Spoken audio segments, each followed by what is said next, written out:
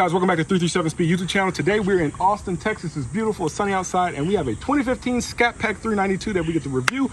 We're gonna put this car through its paces. It's not stock, it's full bolt-on, headers, mid-muffler delete. This thing is loud, this thing is fast, and we get to see, should you buy something like this?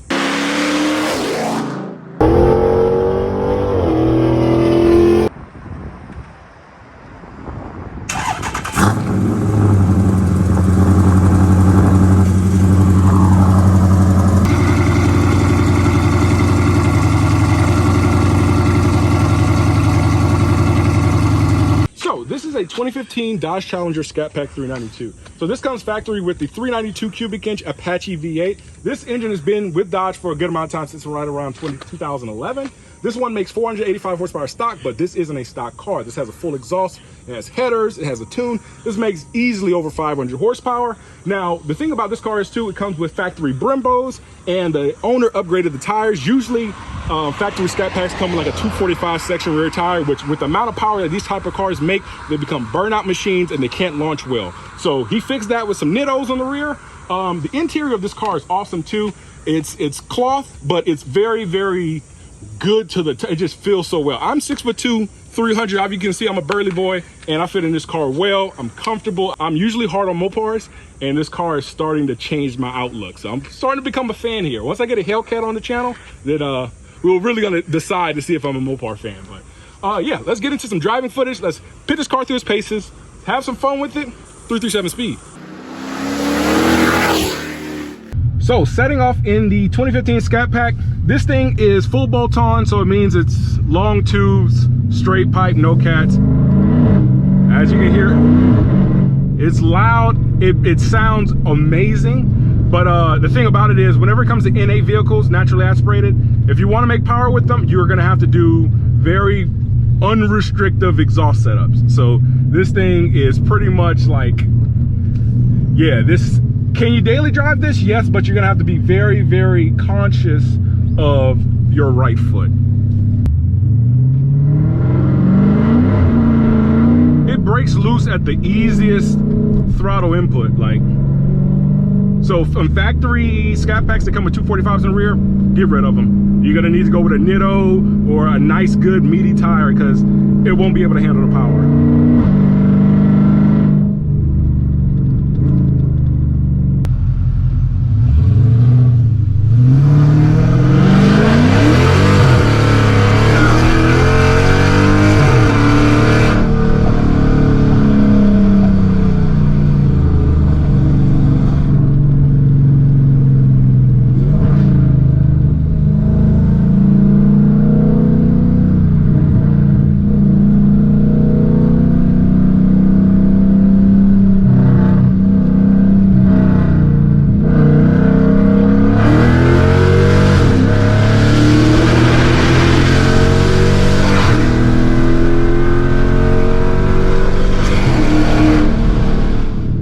It handles great. Like, people say these cars are boats, and I understand where they're coming from. From a physics standpoint, you'll never be able to get away from 4,300 pounds. But the way that this car masks that weight is actually pretty good. I think people kind of follow the crowd and they say, oh, it's a boat, it handles like junk. It really doesn't. My CTSV with magnetic ride control and all this shit handles just the same like this. I feel like the tires are really the limiting factor of these vehicles. If you put like a good 275, 285 square section tire on this guy doesn't want to stay in his lane.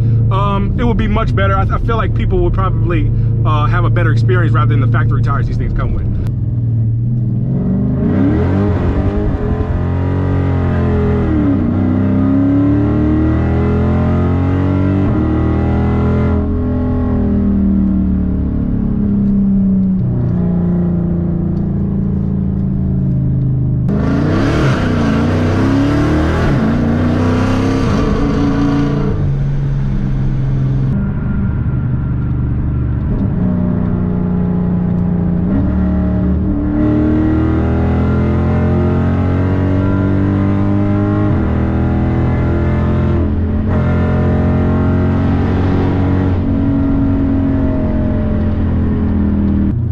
Do like is the sound.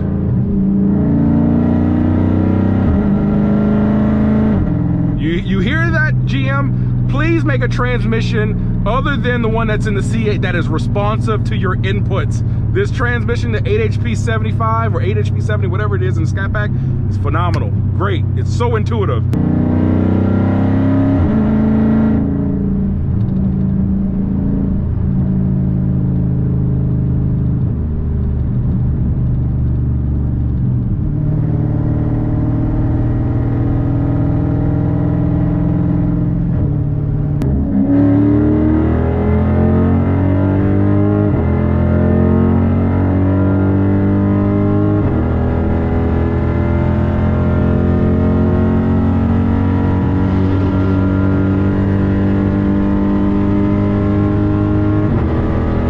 This is headers, catless, I mean, this is pretty much full exhaust.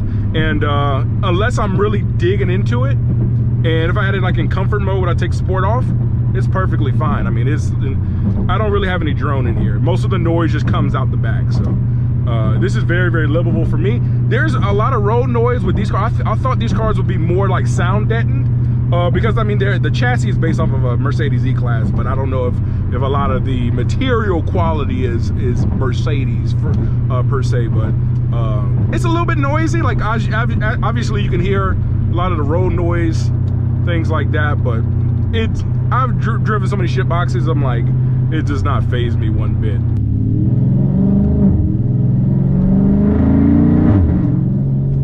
Damn, them shifts, bro, are like violent.